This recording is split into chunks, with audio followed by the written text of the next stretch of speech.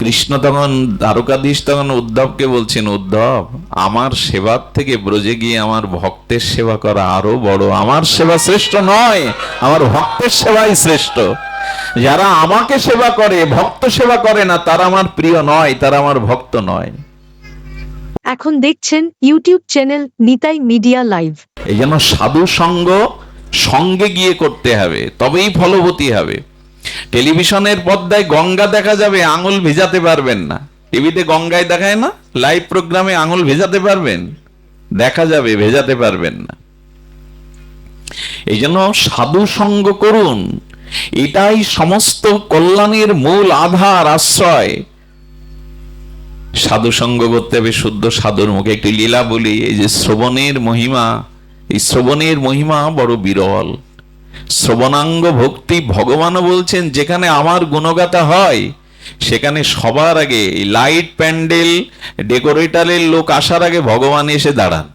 কি অদ্ভুত! এটা গুরু মহারাজ রাধাকুণ্ডে বলেছিলেন, যেদিন হরিকথা হবে সেদিন সবার আগে কে আসে? সবার আগে ডেকোরেটরের লোকজন আসে না। হরিকথা যখনই ঘোষণা হয়, যার কথা সেই রাধা মাধব এসে ওখানে অলক্ষ্যে দাঁড়িয়ে থাকে, আজ আমার কোন কীর্তন হবে, ওইখানে দাঁড়িয়ে থাকেন তিনি। যার কথা হবে তিনিই আসেন। এই জন্য এখানের বাতাসটা পবিত্র হয়ে যায়, স্থানটা পবিত্র হয়ে যায়। ভগবান নিজে হরিকথা এত ভালোবাসেন। এই জন্য হরিকথাতে রুচি আনুন, নিয়ম রক্ষা আমি বলেছি তাই আসলেন এরকম না, প্রাণের টানে পিপাসায় আসুন। এই হরিকথা শুনতে শুনতেই হৃদয়ে, আচ্ছা কেমন যদি বলেন কবে হবে? আচ্ছা ওই যে ইঞ্জিন ভ্যান বা আগে হ্যান্ডেল দিয়ে যে স্টার্ট হতো ইঞ্জিনগুলো, যারা হ্যান্ডেলটা ঘোরায় কোন পাকে স্টার্ট হয় বলতে পারবে? ঘোরাতে ঘোরাতে তো স্টার্ট হয়, ঠিক কোন পাকে স্টার্টটা হয়েছে ও কিন্তু নির্ণয় করে 4, 5 বা 5 পাকের পরে হয়েছে এরকম বলতে পারবে না, ওর মধ্যে স্টার্ট হয়ে যায়। বুঝলেন কি না? হ্যান্ডেল দিয়ে যে মেশিনগুলো স্টার্ট দেওয়া হয় ও ঘোরাতেই থাকে, কোন পাকে যে স্টার্টটা হয়ে যায় জানে। তেমনি হরিকথা শুনতে থাকো, শুনতে শুনতে কবে তোমার হৃদয়ে প্রেম ভক্তি এসে যাবে তুমি জানো না। এটা ঘোরাতে থাকো, শ্রবণ করতে থাকো। শ্রোতব্য, শ্রোতব্য বলো, শুনবেন কি বলো? ভাগবত, অন্য গল্প গুজব নয়। আজকাল কীর্তন পাঠ মানেই তো গল্প গুজব। শুনতে শ্রবণের মধ্যে আবার শ্রেষ্ঠ কি? ভাগবত। শ্রবণের মধ্যে শ্রেষ্ঠ কোনটি? না, মন গড়া কোনো কথা নয়। মন গড়া কথা দিয়ে কাজ হবে না। ভগবানের কথার মধ্যেই আছে শক্তি, ঔষধি। আন কথা আসরে অন্তত বলা ঠিক নয়। হ্যাঁ, দৃষ্টান্ত আসতে পারে, কুশলী দৃষ্টান্ত হতে হবে বক্তাকে, কিন্তু নিজের মনোকল্পিত কোনো সিদ্ধান্ত জানানো যাবে না। মহাজন যে সিদ্ধান্ত দিয়েছেন তাই জানাতে হবে। শ্রবণাঙ্গের বললেন শ্রোতব্য, হরিকথা শ্রবণের মাধ্যমেই তোমার কৃপা হবে। মনে আছে তো সেই ঘটনাটা? এক স্ত্রীকে, সেই স্ত্রী, কিছু মনে করো না মা, স্থূল, অনেক ওজন, নড়তে চড়তে পারে না, আর একটা জন্ম থেকেই একটা সমস্যা, বসে পড়লেই ঘুম পায় 1 মিনিটে, ঘুম যেন জাদুর কাঠি। তো স্বামী ভাগবত শুনতে যান আর বারবার বলে, সারা জীবন ঘুমিয়ে কাটালে, বসে যাও না, পাড়ায় ভাগবত হচ্ছে, একদিন যাও। বলে আমি গেলে ঘুম পায়, আমি যাব না। এখন শেষের দিনে ভাগবত ঠেলে ঠুলে বলে পাঠিয়েছে, একটু যাও না। উনি যখন গেছেন তখন ব্যাসপীঠে পাঠক ওঠেনি, পরিচালনা করে তিনি মাইক নিয়ে বলছেন, বসুন বসুন। মনে করছে এই ভাগবত শুরু হয়ে গেছে, ভাগবত, উনি বক্তা, তো বসতে বলছে বসুন। আর বসলে কি আসে ওনার? হ্যাঁ, বলেন আসুন আসুন। প্রথম বলছেন যে পরিচালক যিনি, তিনি আসুন আসুন, তো উনি বলছেন এসেই তো গেছে। এরপর বলছেন সকলে বসুন। উনি মনে হচ্ছে এই স্টার্ট হয়ে গেছে ভাগবত কথা, আর বসেই ঘুম। 1 ঘন্টা ব্যাসপীঠে পাঠ করে ব্যাসদেব চলে গেছেন। এরপরে যখন আমার ঘুম ভেঙেছে চারিদিকের কোলাহলে, তখন বলছে এবার ঘরে ফিরে যান। ভাগবতে কি শুনলো? ঘরে ফিরে যান। এই ভাগবত শেষ, ঘরে গেল। সন্ধ্যাবেলায় স্বামী বলছে, কি শুনে এসছে আমাকে একটু শুনলে আবার বলতে হয়। শুধু শুনতে নেই, পরে ওটা মনন করতে হয়, নাহলে মনে থাকে না কাছে। বলো রাত তোমার ভাগবত, ওই 3টেই কেবল কথা ছাড়া আর কিছু নাই। আসুন, বসুন, ঘরে ফিরে যায়। এই তিনটেই তোমার ভাগবত। উনি ভালো করেই বুঝতে পেরেন উনি কোন ভাগবত শুনে এসছেন। তো বলছেন এই তিনটেই শুনলে বলে এক কাজ করো, এগুলো মহামন্ত্র। ভাগবত শব্দ সাধারণ না, এগুলো করলে তোমার মঙ্গল হবে। কাজ করো, বিছানায় বালিশে মাথা দিয়ে এই মন্ত্র তিনটে চোখ বুজে বন্ধ করবে, আসুন বসুন ঘরে ফিরে যান। এখনো বিছানায় চোখ বন্ধ করে বালিশে মাথা দিয়ে ওই বলছেন। সেই ঘটনাক্রমে এক চোর শীত কেটে পেছন দিক দিয়ে উঠছে। সেই সময় চোর যখন মুখ বাড়িয়ে দেখছে ঘরে কে আছে, উনি চোখ বন্ধ করে বলছেন আসুন। চোখ বন্ধ করা, বললেন এ তো জগৎ জননী মা, চোখ বন্ধ করেই পেছনে আর একটা ত্রিনয়নী দুর্গা, নাহলে পেছনে দেখতে পাবে কি? আর চোরকে কেউ আসতে বলে? আরে আমি তো জগৎ জননী মাকেই পেয়ে গেছি। বলে এইবার কি বলে? বলে বসুন। বলে সর্বনাশ, চোরকে যে দেখেও কিছু না বলে শান্ত সমাধিস্থ হয়ে বলে বসুন। উনি বসেছেন। বলে এরপরে তো জানেন, এবার ঘরে ফিরে বলে মা তুমি জগৎ জননী, চোরকেও ক্ষমা করে চরণে নিতে পারো। চরণে পড়ে বলছেন মা তুমি দেবী রে। এই চিৎকার, কে তুই, কে তুই? আলো জ্বালিয়ে স্বামী ঘরে এসছে। বললেন ইনি সাধারণ নন, এনার পেছনের চোখ আছে। ইনি চোরকে বলে মা এই দিকে আর কোনোদিন ফিরে তাকাবো না মা চুরি করতে। চোর চলে যাওয়ার পরে স্বামী বলল ভাগবত কিছু শোনোনি, শুধু আসরে গিয়ে তিনটে কথা শুনেছ, তাই জপের দ্বারা আজ ক্ষতির হাত থেকে বেঁচে গেলে, চোরের হাত থেকে। যারা ভাগবত হৃদয়ে শোনে তারা মহা ক্ষতি, এই জন্মটার মহৎ বিনষ্টি হতে রক্ষা পায়। যারা প্রকৃত ভাগবত শোনে তারা প্রকৃত মহৎ বিনষ্টির হাত থেকে রক্ষা পায়। হরিকথা শ্রবণই জীবনের ভক্তি লাভের, শান্তি লাভের, মুক্তি লাভের, আমাদের হৃদয়ের পরম প্রশস্তির লাভের একমাত্র উপায়। এই কথার মধ্যে কথা নয়, এগুলো রস। এই জন্য তার নামের মধ্যে, তার লীলার মধ্যে, তার শব্দের মধ্যে রস ব্রহ্মের রস আছে। একটা জিনিস বলি, রসের ভজন কখনো বৃথা, কারণ রস তার গন্তব্যে চলে যায়, রসকে আটকানো যাবে না। যাদের রাধা মাধবের, নিতাই গৌরের প্রেম রসের ভজন, এই রস ভজনটাই একদিন লক্ষ্যে পৌঁছাবে। ভজনের খুব ব্যাকুলতা দরকার। একটা ছেলে আমার সামনে বসে, ও মুন্সিগঞ্জ থেকে আসছে, এই রাত্রে কোথায় ফিরে যাবে জানে না, ঢাকা মঞ্চে প্রায় চলে যায়, যশোরের দিকে পাঠ হলেও চলে যায়। আশ্চর্য হতে হয় এদের আগ্রহ। হরিকথা শ্রবণের আগ্রহ বাড়ান। আর শ্রবণে যদি অলসতা আসে, নিদ্রা আসে, তাহলে জানবেন এই অভ্যাস দ্রুত ত্যাগ করুন, নালে আপনাকে শেষ করে দেবে। কারণ সব জায়গায় অপরাধ হলে মুক্তি পাওয়া যায়, কিন্তু সাধু চরণে এসে যদি বৈষ্ণব চরণে কোনো অপরাধ হয়, এটা ভগবানও আপনাকে ক্ষমা করতে পারবে না। বৈষ্ণব চরণের অপরাধ এত বিঘাতক, এটা ভগবানও হাত দেবে না ওখানে। এই জন্য দয়া করে ভগবানের কাছে 100 বার অপরাধ করুন, উনি ক্ষমাময়, করুণাময়। কিন্তু বৈষ্ণব চরণে ক্ষুদ্র অপরাধ হলে সব ভজন থেকে বাদ পড়ে যাবেন। অনেকে আছে ভগবান মানে, সাধু মানে না, বৈষ্ণব মানে না, এরা আলাদা মূর্খ। এদের জীবনের কোনো কল্যাণই নেই। কারণ ভগবান বলছেন, উদ্ধবকে বলেছিলেন, উদ্ধব বলছেন তোমাকে ছেড়ে আমি কোথায় যাব? আমি তো দিন রাত তোমার সেবা করি, আনন্দ পাই। কৃষ্ণ তখন দ্বারকাধীশ তখন উদ্ধবকে বলছেন, উদ্ধব আমার সেবার থেকে ব্রজে গিয়ে আমার ভক্তের সেবা করা আরো বড়। আমার সেবা শ্রেষ্ঠ নয়, আমার ভক্তের সেবাই শ্রেষ্ঠ। যারা আমাকে সেবা করে, ভক্ত সেবা করে না, তারা আমার প্রিয় নয়, তারা আমার ভক্ত নয়। উদ্ধব ব্রজে যাচ্ছ, ব্রজবাসী ভক্তদের সেবা করলে সব থেকে বেশি সন্তুষ্ট হয় আমি। আর বলছেন তোমার সান্নিধ্য তো হারাবো, গোয়ালাদের কাছে পাঠাচ্ছ, নন্দ বাবার কাছে পাঠাচ্ছ, তোমার সান্নিধ্য তো পাবো না। কৃষ্ণ তখন এসে বলেছিলেন, আমার সান্নিধ্যে যে আনন্দ তুমি পাও, আমার প্রকৃত প্রেমিক ভক্তের সান্নিধ্যে তার কোটি গুণ আনন্দ তুমি পাবে। ব্রজে চলে যাও, যাও উদ্ধব, ব্রজে চলে যাও। বুঝতে পারছেন, ভগবানের সঙ্গে যে আনন্দ না আছে, ভগবানের প্রিয় প্রেমিক ভক্তের সঙ্গ করলে তার থেকে কোটি গুণ আনন্দ আছে। এই জন্য শুদ্ধ সাধু সঙ্গ, শুদ্ধ প্রিয় প্রেমিক ভক্ত সঙ্গে যদি ভগবানের নামরূপ লীলা কথা শোনার ভাগ্য পান, এই ভাগ্য মহাভাগ্য রূপে। তবে বলি, অনেক জন্মের পূর্ণ সুকৃতি রাশি জমা না হলে সাধুমুখে হরিকথা শোনার আগ্রহ ব্যাকুলতা জাগে না, সৌভাগ্য পাওয়া যায় না। আকাশে ঝড় উঠতে পারতো না, বাংলাদেশে অনেক জায়গায় ঝড় হচ্ছে, ঝড় আসলে আসতে পারতেন সবাই? বুকে ব্যথা উঠলে আমি আসতে পারতাম? বাড়ি কোনো অঘটন ঘটলে আসতে পারতাম? অ্যাক্সিডেন্ট হলে তো ওখানেই পড়ে থাকতাম। ভগবান বহু জন্মের পূর্ণকৃত রাশি একত্রিত হলে সেই জীবের ভাগ্যে হরিকথা শোনার ভাগ্য দিয়ে দেন উনি। সাধু সঙ্গে হরিকথা শোনার ভাগ্য ভগবান পাওয়ার থেকেও বড়। ভজন না থাকলে, সাধু কৃপা না থাকলে ভগবান পেয়েও দুর্যোধনের মতো পাওয়া হবে না, কিন্তু ভজন থাকলে, সাধু সঙ্গ থাকলে, শ্রবণ থাকলে ভগবানকে পাওয়ার মধ্যে মিলন আছে, আনন্দ আছে। যেন হরিকথা শ্রবণ করুন, কীর্তিতব্যশ্চ।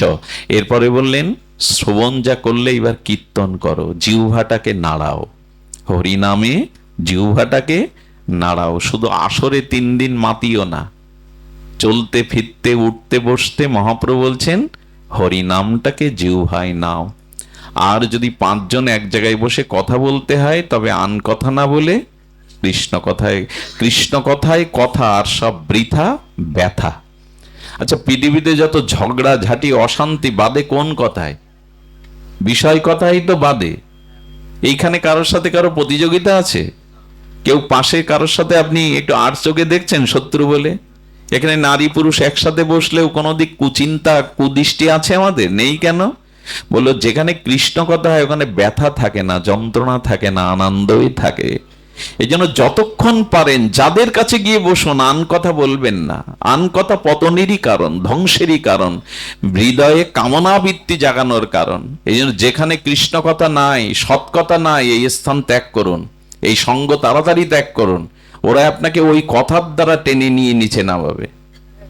এই জন্য ভাগবত কথা, কৃষ্ণ কথা ছাড়া জগতে আর যত কথা, হ্যাঁ ব্যবসা করতে হয়, চাকরি করতে হয় বলবেন না কেন, সেগুলো তো জীবিকা, কর্ম, ওটা করতে হবে আপনাকে। কিন্তু তার বাইরে সন্ধ্যাবেলায় চার দোকানে গিয়ে 2 ঘন্টা বকবক করার কোনো মানে আছে? আমরা তা করি। পাশে মন্দির যাই না, কিন্তু 2 ঘন্টা চার দোকানে ঝড় তুলে দিই। কি লাভ এই কথা বলে? পরনিন্দা, পরচর্চা, এতে লাভটা কি? এই জন্য বলছেন কীর্তিতব্য, হরি কথা কীর্তন করো। দুঃখের বিষয়, নামযজ্ঞ বলতে আমরা 24 প্রহর 56 প্রহর বুঝি, কিন্তু ভগবান গীতায় বলেছেন যজ্ঞের মধ্যে শ্রেষ্ঠ যজ্ঞ কি? যজ্ঞের মধ্যে শ্রেষ্ঠ যজ্ঞ কি? হরিনাম যজ্ঞ কলিতে শ্রেষ্ঠ, কিন্তু গোবিন্দ বলছেন যজ্ঞ নাম জপযজ্ঞ অস্মি, হরিনাম জপ করাটাই হলো প্রকৃত যজ্ঞ। হরিদাস ঠাকুর কে? মহাপ্রভু নামের আচার্য না, নিত্যানন্দ প্রভু নামের আচার্য। নামের আচার্য হলো হরিদাস ঠাকুর, নামাচার্য ছিল হরিদাস ঠাকুর। মহাপ্রভু নাম এনেছেন, নিতাই চাঁদ বিতরণ করেছেন অবতারে, কিন্তু নামাচার্য হলেন হরিদাস ঠাকুর। সেই হরিদাস কি করতেন? বেনাপোলের জঙ্গলে 3 লক্ষ সংখ্যা নাম পূরণ করতেন। আমরা জপ করি কজনের মধ্যে? যোগ্য হলে তো বিরাম কীর্তনে কেঁদে কাঁদিয়ে হেসে 11টা বাজলে খিচুড়ি খেয়ে আর ওই 2 ঘন্টা খুব ভালো লাগে, তারপরে আর নেই। 3 দিন হরিনাম হলো, আমি হরিনাম নেই তো। দুটো জিনিস আপনার, আপনার দুটো জিনিস অন্য কেউ করলে তা হবে না, ভোজন আর ভজন। আচ্ছা, আমার খাওয়াটা আপনি খেলেন, হবে কখনো? ভোজন আর ভজন অন্য কেউ করে দিলে, আমার খাওয়াটা আপনি খেলেন আর আমার ভজনটা আপনি, ওরা 3 দিন ধরে নাম কীর্তন করে গেল, আমি সারা জীবন জিহ্বায় নাম নিলাম না। মহাপ্রভু বলেছেন অতএব গৃহে তুমি কৃষ্ণ ভজ গিয়া, খুঁটিনাটি পরিহরি। একান্ত এত গৃহে এই যে শুনে যাচ্ছ, এটা গিয়ে নিজে করো। হাততালি দিয়ে, কাঁসার বাজিয়ে, করতাল বাজিয়ে, হাতে তালি দিয়ে, সাথে পাঁচে মিলে নাম করো, এটাই গৃহের যজ্ঞ। এইখানে যজ্ঞ করে মঙ্গল হতে পারে, যদি গৃহে অশান্তি ভরা থাকে, গৃহে যদি যজ্ঞ না হয়, ওই গৃহ কখনো শান্তির হবে না, শ্মশান হয়ে যাবে। তাই ঘরে নাম হয় কাদের? হয়তো আসরেই শতকরা 5% 10% মানুষ সকাল সন্ধ্যা ঘরে নাম করে, আর ঘরগুলো এই জন্য নরক হয়ে গেছে, শ্মশান হয়ে গেছে ঘরগুলো। মহাপ্রভু বলছেন অতএব গৃহে তুমি কৃষ্ণ ভজ গিয়া। কোথায় দেখিয়ে দিচ্ছেন? শোনো মিশ্র কলিযুগে নাহি তব যোগ্য, যে জন কৃষ্ণ ভজে তার মহাভাগ্য। অতএব গৃহে তুমি কৃষ্ণ ভজ গিয়া, খুঁটিনাটি পরিহরি একান্ত হইয়া, সাধ্য সাধন তত্ত্ব যা কিছু সম্বল, হরিনাম সংকীর্তনে মিশাল সকল। নাম চিন্তামণি কৃষ্ণ চৈতন্য রস বিগ্রহ, পূর্ণ শুদ্ধ নিত্য মুক্ত অভিন্ন আত্মানমিন। এই নাম চিন্তামণি, এটা নিজে নাও। যজ্ঞের মধ্যে শ্রেষ্ঠ হলো অন্তত 4 মালা 8 মালা 16 মালা জপ করুন।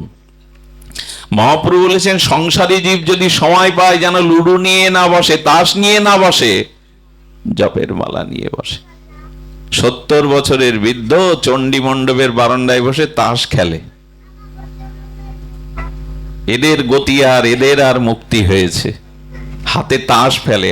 আর একটা অদ্ভুত জিনিস, তাস খেলার ওখানে 4 জন থাকে না, 10-12 জন থাকে। লিড দেওয়ার জন্য পেছনে আর 10 জন গিয়ে দাঁড়ায়। এইটা তাদের তাস খেলার সময়। মা বলে সময় চলে গেলে পাবে না, পৃথিবীর সব থেকে মূল্যবান এই সময়। তাই শাস্ত্র বলছেন নামের জপের মালাটা নিয়ে একটু জপের অভ্যাস করো। তবে বাজার ঘাটে আলু পটল কিনতে গিয়ে গাড়িতে উঠতে না। আজকাল আবার জপ দেখায় আমরা, খটখট করি মালা আর আলু পটল নিয়ে দরাদর করি, এরকম না। প্রথমত গৃহের একান্তে বসে লোক না দেখিয়ে জপ করুন। পরে অভ্যাস হয়ে গেলে আপনার চরিত্রের মধ্যে নাম ফুটে উঠলে তখন বাইরে ওটা করতে পারবেন। প্রথমত নাম হরিদাস ঠাকুর গুফার মধ্যে করতেন, ফুলিয়ায় বেনাপোল জঙ্গলের মধ্যে করতেন। আগে তো নাম নিতে নিতে নিজে আচরণশীল হব। দয়া করে নাম নিন। এই গুরুদেবের কাছ থেকে, বৈষ্ণবদের কাছ থেকে প্রসাদী মালা নিয়ে 4 মালা শুরু করো। বলে মালা ঘোরালে কি হবে? বলে মালা যদি ঘোরাও তাহলে জগতে আসা যাওয়া আর ঘুরতে হবে না। হরিনামের এমন মহিমা, আসা যাওয়া আর ঘুরতে হবে না। জপের মালা ঘোরাও। আশ্চর্য, এটা কেশবব্রতের মাস। এই বৈশাখের কঠোর তাপদহে যাদের বাড়িতে তুলসী শুকিয়ে মারা যায়, অনন্তকালের সৌভাগ্য তাদের গৃহ থেকে বিদায় নেয়। অনন্ত অনন্ত পাপ রাশি তাদের গ্রাস করে। তাই দয়া করে এই মাস যে কটা দিন বাকি আছে, এই বৈশাখের তাপ প্রবাহে ভক্তি দেবী যেন শুকিয়ে না যায়, একটু ঝরা দিন। অসুবিধা কি? আমি অমুক তমুক খাই। খাওয়াটাই জীবনে 10-15 দিন 1 মাস না খেলে আপনি মরবেন না, অসুস্থ হবেন না। আর খান আর না খান আমি কি বলবো, একটু করে জল দিন। ঝরা না দিলে স্নান করে এসে বিন্দাজির স্পর্শন, বিন্দাজির দর্শন, বিন্দাজিকে প্রণাম, বিন্দাজির বন্দনা, বিন্দাজি পরিক্রমা, বিন্দাজি রোপণ, বিন্দাজি সংরক্ষণ, এই 9 ভাবে যে তুলসীকে প্রযত্ন করে ভজন করে, ভগবান বলছেন আমি তাকে প্রেম দান করি, আমি তাকে আসা যাওয়ার পথ রুদ্ধ করে দিই। জানি কানি পাপানি ব্রহ্ম হত্যানি কানি চা তানি তানি প্রণশ্যন্তে প্রদক্ষিণ পদে পদে। যারা তুলসীকে প্রদক্ষিণ করে 4 বার, ব্রহ্ম হত্যা পাপ পর্যন্ত, জ্ঞানে অজ্ঞানে যত পাপ নিষ্কৃতি পেয়ে যায়। এ আপনাদের উপন্যাসের কথা শোনাতে এখানে বসিনি। এটাই ভগবান বলছেন, সেই তুলসীকে প্রদক্ষিণ করুন, তুলসীকে জল সিঞ্চন করুন। এই মাস চলে যাচ্ছে, এটা কেশবব্রতের মাস। আমাদের এইদিকে লক্ষ্য নেই। যে গৃহে এই বৈশাখে তুলসী, আচ্ছা ঐশ্বর্যের দেবীকে লক্ষ্মী দেবী, বিদ্যার দেবী সরস্বতী, আর দুর্গতি নাশিনী দুর্গা, আর অমঙ্গল নাশ করে কালিকা, মা কালী শক্তি। তবে ভক্তির দেবীকে, সেটা আপনার বৈশাখ মাসে গিয়ে শুকিয়ে মরে যাচ্ছে। ভক্তি খুব হচ্ছে আপনার। এটা বৈশাখ মাস, এটা ঝরার মাস। দেয় আপনাদের দিকে ঝরা দেয়? এই ঝরাটা কাল থেকে যারা না দেন, দিতে শুরু করুন। অন্তত বাঁচান এই ভক্তি দেবীকে। তুলসী অন্য বৃক্ষ নয়, অন্য আগাছা জন্মানোর মতো এটি নয়। তুলসী এটা ভক্তি দানিতে সপ্তম। তুলসী ছাড়া ভগবানের কোনো ভোগরাগ ভগবান গ্রহণ করেন না। ও জিনিস সাধারণ। দেবেন কি কাল থেকে নাকি? ও স্বীকার করাতে আমি পারবো না। আর সব কালকে বেড়াতে যান, বরযাত্রী যান, এ স্বীকার করানো যাবে। মার্কেট করতে যান, তুলসীতে জল দিন, এ স্বীকার করানো যাবে না। দুষ্ট বুদ্ধি আমাদের। এই জন্য কাল থেকে শুরু করুন। কি খান না খান ও বিচার আমি করছি না, না খাওয়াই ভালো। এখন জল দূষিত হয়ে গেছে। চৈত্র বৈশাখের ওই জিনিসগুলো এখন ভালো নাই। এই জন্য বাদ দিয়ে এই মাসের যে কটা দিন আছে একটু জল ঢালুন, একটু পরিক্রমা এই দিকে ঘুরুন, তাহলে ওই ঘোরা বন্ধ হবে। ঠাকুর রামকৃষ্ণ বলেছিলেন তোমরা গৃহী, পরমাংশদেব বললেন তোমাদের এই কলিযুগে নারদীয় ভক্তি শ্রেষ্ঠ, সকাল সন্ধ্যা হাততালি দিয়ে তুলসী তলায় হরিনাম করো। গাছের তলে দাঁড়িয়ে হাততালি দিলে যেমন পাখি উড়ে যায়, তুলসী তলায় গৃহীরা সকাল সন্ধ্যা হাততালি দিলে পাপ পাখি দেহতে উড়ে যায়। কত সরল ব্যাখ্যা করেছেন তিনি। এই জন্য তুলসীকে মানন, তুলসীকে যত্ন করুন। তুলসীকে নয় ভাবে দর্শনেও পবিত্র হয়, ভক্তি হয়, তো ভক্তি দেবী উনি। এগুলি একটু লক্ষ্য করবেন। আর একাদশীটা, হরিনামটা একটু একটু একাদশীটা ধরুন। আজকাল কি যুগ এসে গেছে, দীনকৃষ্ণ ঠাকুরের মতো পাল্লায় পড়ে একাদশী সম্পর্কে তারা যে ব্যাখ্যা দেয়, কিছু মনে করবেন না, আসলে ভ্রান্তি যুগ, মিডিয়ার যুগ। মানেই মিডিয়া যেমন জগতের কল্যাণ করেছে, কল্যাণ করে যদি 10 ভাগ, 90 ভাগ অকল্যাণের, সামাজিক বিশৃঙ্খলার, সামাজিক অবক্ষয়ের কারণ এখন এই যন্ত্র। শুধু জন, এই জন্য সবার কথা নিতে যাবেন না। একাদশী করলে, উপোস করলে কিডনি খারাপ হয়ে কত কি শুনতে হয়। ঋষিমুনিরা পাগল ছিল? মহাপ্রভু সাধারণ ছিলেন? হ্যাঁ, ঈশ্বরের কথা বিশ্বাস নেই, ভাগবতের কথা বিশ্বাস নেই, কে কি বলল দীনকৃষ্ণ ঠাকুর? আচ্ছা, মিডিয়ার লোক আবার বলবেন না দীনকৃষ্ণের বিরুদ্ধে বিল্বমঙ্গলে এইসব লিখবেন না আপনারা। আমি কোথায় নামের আলোচনা করেছি? কেডি মিডিয়া কোন? আজকাল মিডিয়াও আমাদের শেষ করে দিল, বানান ভুল, উল্টো পাল্টা প্রস্তাবনা বলে যে হরিনামের ব্যাখ্যা শুনলে আপনার চোখ উল্টে যাবে, যে এটা কি বিষয় হলো লেখা।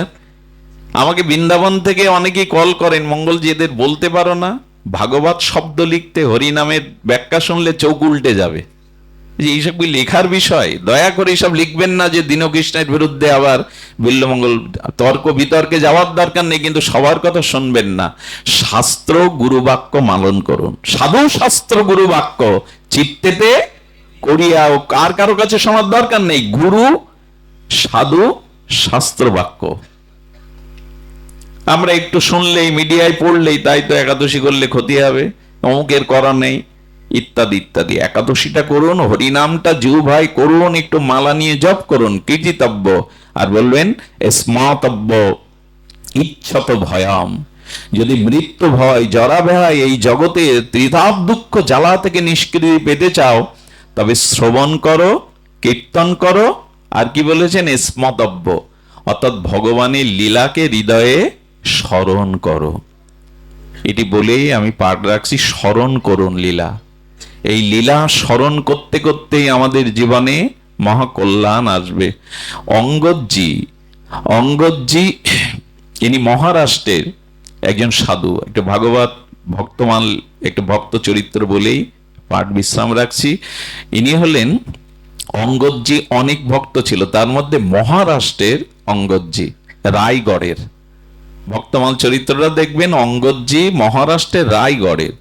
উনি প্রথম জীবনে ভক্ত ছিলেন না, কিন্তু ওনার সহধর্মিনী, সংসারে একজন হলে তার কারণে অন্যরও হয়।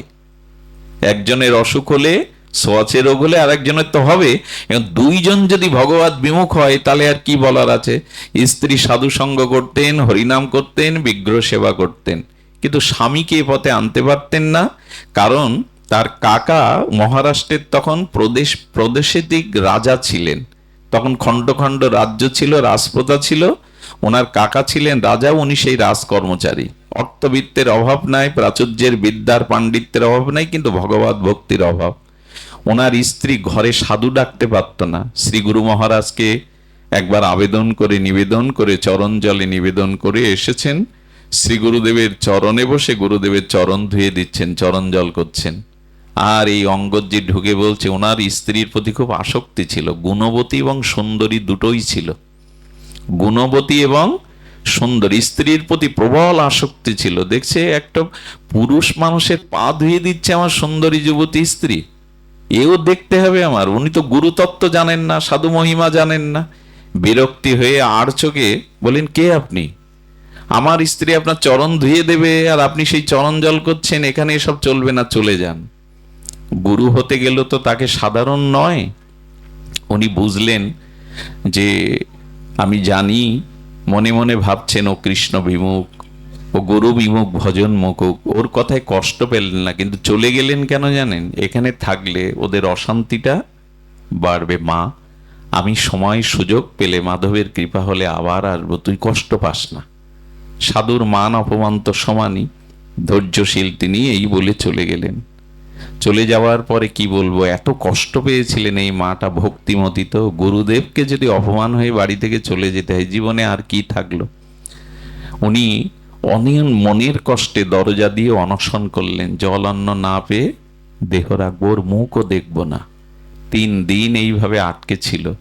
ও দেখছে ও যদি মারা যায়, আর স্ত্রীর প্রতি প্রবল আসক্তি, বলে আসলে ভুল হলো। সাধু বেশে এসেছিলেন, নিশ্চয় ওর গুরুদেব হবে। ও তখন অনুতপ্ত হয়ে ভুল বুঝতে পেরে, আসক্তি তো প্রবল, বলল দেখো আমি ভুল স্বীকার করছি, তুমি যা বলবে আমি তাই মানবো, কিন্তু দরজা খোলো। আসক্তি থাকলে যা হয়। স্ত্রী তখন দেখলো ভজন করে কি না, যে মোম যখন নরম হয় গলে যায়, তখন ওটা ইচ্ছামতো রূপ দেওয়া যায়। শক্ত থাকলে ইচ্ছামতো রূপ দেওয়া, ওর আবেগে অনুভূতিতে এখন নরম হয়েছে, ওকে এখন গড়ার সময়। গুণবতী স্ত্রী না হলে তো এই চিন্তা, ওকে এখন গড়ার সময়।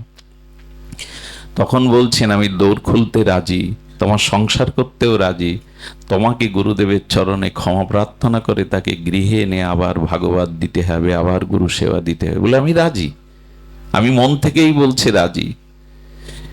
এই মাটির সৎ কৌশলে দরজা খুলে দিল, স্নান ট্যান করলেন, প্রসাদাদি পেলেন, গুরুদেবের চরণে গিয়ে অনুতপ্ত হয়ে বললেন আমার ভুল হয়েছে আচার্য, আমার অন্যায় হয়েছে, আমি জানি না, আমাকে ক্ষমা করুন। আর ক্ষমা যে আমি চাইছি আন্তরিকভাবে, তার প্রমাণ আজই আপনাকে আমাকে দীক্ষা দিতে হবে, আমাকে চরণে আশ্রয় দিতে হবে, দিতে হবে। গৃহে আনলেন, ভাগবত অনুষ্ঠান হলো এবং ওনার দীক্ষা নিলেন। স্ত্রীর সাথে শুরু হলো তার ভজন জীবন। ধীরে ধীরে কালো মেঘ কেটে যেতে লাগলো। ভজন ক্রিয়ার দ্বারা অনর্থগুলো নিবৃত্ত হয়ে যুক্তি খণ্ডন করে তার হৃদয়ে স্বরার বিশ্বাস প্রেম ভক্তির উদয় হলো। তিনি তখন জগন্নাথের নাম করেন, আহ্নিক করেন, হরিনাম করেন, ভাগবত কথা সেখানেও যান, এর মধ্যে রাজকাজও করেন। হঠাৎ করে রাজার থেকে একটা আজ্ঞা এলো, খুব ধ্যান দিয়ে, চরিত্রটা আমার খুব ভালো লাগে, অঙ্গদজির চরিত্র। রাজা বলল আমার এই রাজ্য আক্রমণ করতে আসছেন এক উজির, তিনি অনেক বড় ক্ষমতাবান, তুমি প্রস্তুত নাও। ইনি ছিলেন বড় রাজনৈতিক দায়িত্বে।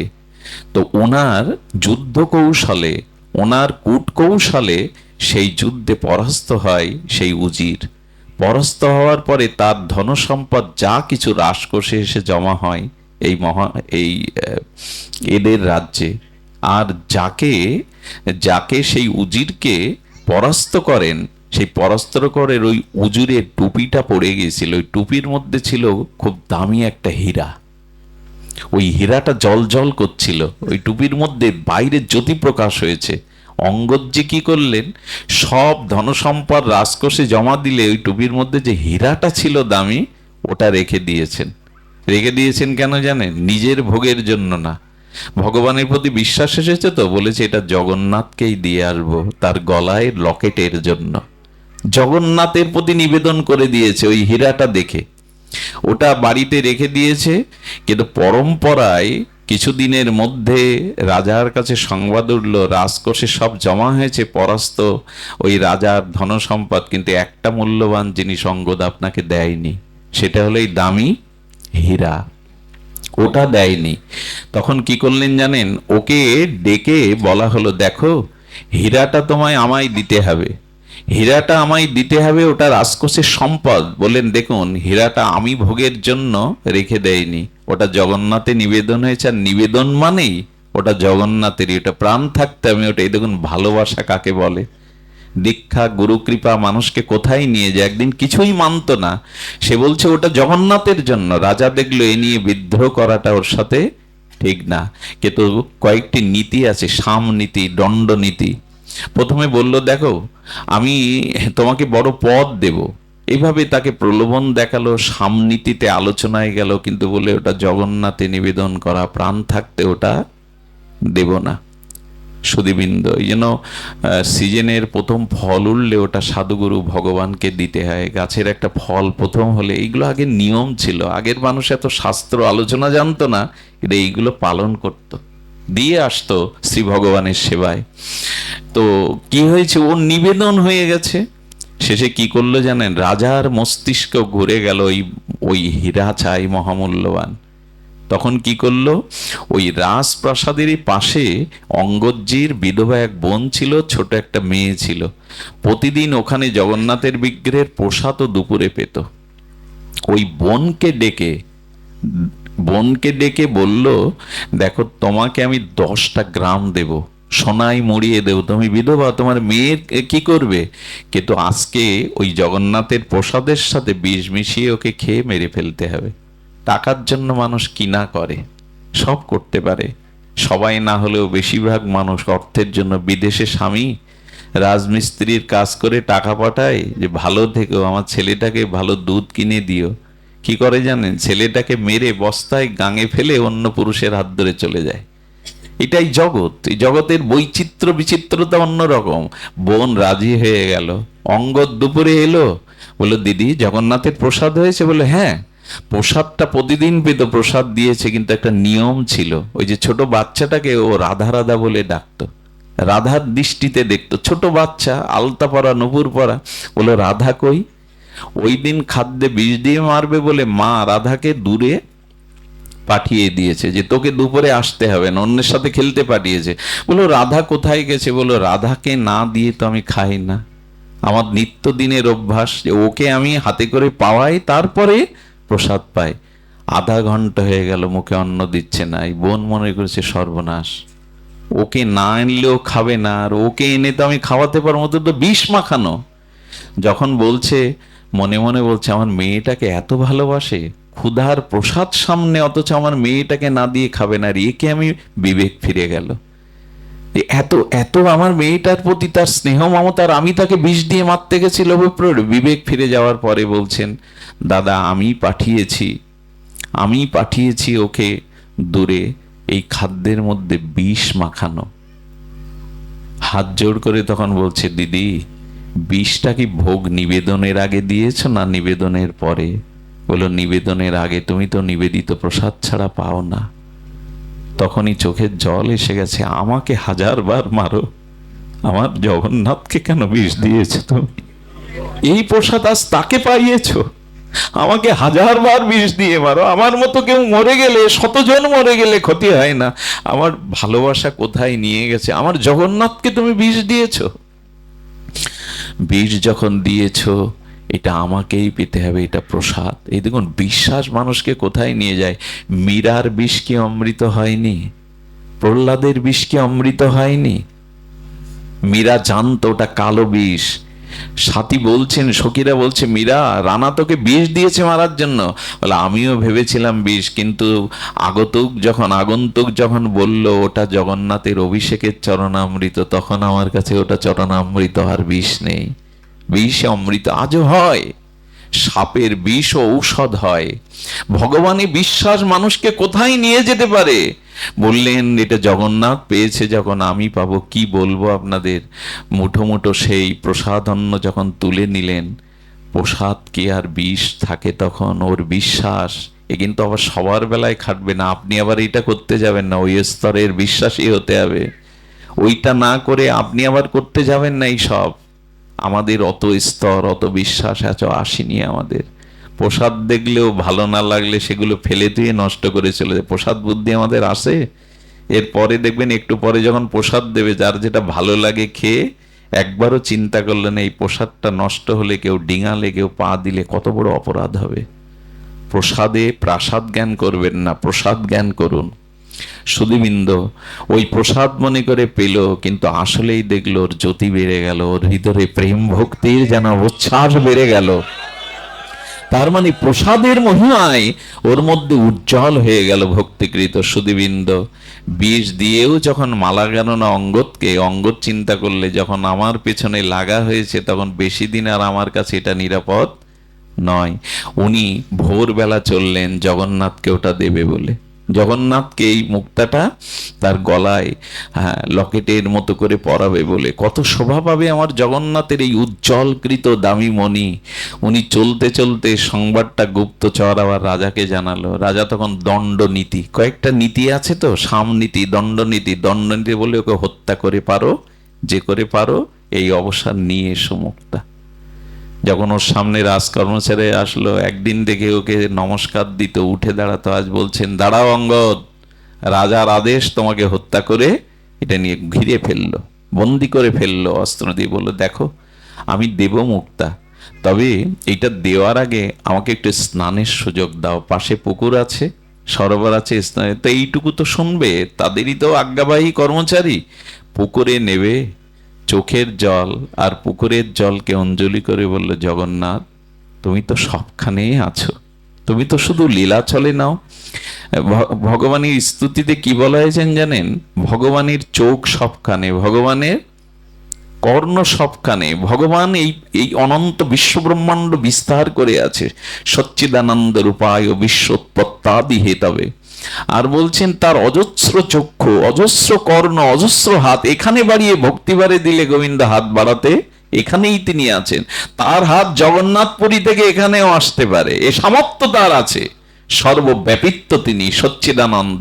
পুকুরের মধ্যে চোখের জলে বলছেন নাও, হাত বাড়িয়ে দাও জগন্নাথ, এই বস্তু তোমার, প্রাণ থাকতে আমি আর কাউকে দেব না, এটা তোমার নিবেদিত, তুমি গ্রহণ করো। পুকুরের মধ্যে নিবেদন করে দিয়েছে। উঠে এসে বলছে দেখো আমাকে আর মেরে কি করবে, মুক্তা জগন্নাথকে আমি দিয়ে দিয়েছি। বলে থাকলে পুকুরে, জগন্নাথকে দিলে কি করে? বলে এখান থেকেই নিবেদন করে দিয়েছি। রাজাকে ডাকা হলো, পুকুরে মুক্তা খোঁজা হলো, পেল না। বললো খুঁজে পাবেন না, প্রমাণ যদি চাও চলে যাও পুরীতে। রাজা সৈন্য সামন্ত নিয়ে কি দেখলো জানেন? দেখলো জগন্নাথের গলায় আদর করে জগন্নাথ ওটা ঝুলিয়ে পড়েছে মালার সাথে, ওই মুক্তাটা তার হৃদয়ে জল জল করছে।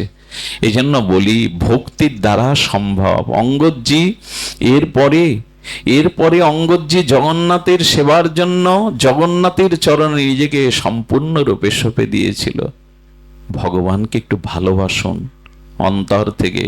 আমাদের জয়পুরের এক কুমারী জগন্নাথের লীলা শুনে একটা ভালোবাসার চিঠি লিখেছিল, আর পান্ডাকে 2টো স্বর্ণমুদ্রা দিয়ে বলেছে এই চিঠিটা জগন্নাথের হাতে দিও। তো পুরীর যে পান্ডা 2টো সোনার মোহর পেয়ে আর চিঠিটা খুলে দেখছে যে রাজকুমারী বিলাসিতায় কি লিখেছে। রাজকুমারী কি লিখেছে? জগন্নাথ এই প্রাণ মন তোমায় দিলাম, তুমি আমার একমাত্র প্রিয়। বলে না, আবেগে রাজকুমারী লিখেছেন, ওটা ফেলে দিল রাস্তায়। সকালবেলা জগন্নাথকে অভিষেক করে সিঙ্গার করতে গিয়ে দেখে জগন্নাথের বুকের লকেটে ওই চিঠিটা আটকানো। এই হলো ভগবান। ভক্তির কোনো দ্রব্য বিশ্বাস ভক্তির সহিত দিলে তিনি সেটা, পান্ডা অবাক হয়ে ক্ষমা চাইল, প্রভু যে তোমায় ভালোবাসে, এক টুকরো কাগজ ভক্তি মাখানো থাকলে তোমার কাছে এত প্রিয়, ওটা জগন্নাথ দিল। আসুন, উনি প্রশ্ন করেছিলেন আলোচনার বিষয় মানব জীবনের মুক্তি বা পরম শান্তি লাভের উপায়, মানসিক প্রশস্তি লাভের উপায়, শ্রবণ কীর্তন আর ভগবানের লীলা স্মরণ হৃদয়। এটাই আমাদের কল্যাণ প্রেম ভক্তির উৎস। আপনারা ভালো থাকুন, সুস্থ থাকুন। যেগুলো আলোচনা হলো তার সামান্য একটু আচরণে আনুন, তবে আমাদের আশা আমাদের এই অনুষ্ঠান সার্থক হবে। জয় নিতাই গৌর প্রেমানন্দে হরি বল। সকলের জন্য প্রসাদের সুব্যবস্থা আছে, প্রসাদ পেয়ে যাবেন। সকলের জন্য প্রসাদের ব্যবস্থা, আপনার প্রসাদ পেয়ে যাবেন। জয় শ্রী রাধে, জয় নিতাই গৌর হরি বল।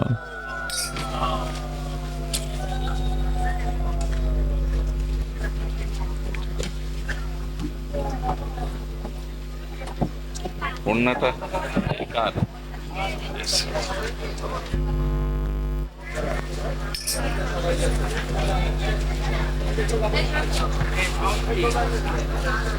সভাপতি কে? কার্তিক বাবা আর শ্যামল বাবার সেক্রেটারি। বাহ, এই তো পাওয়া। জয় রাধে।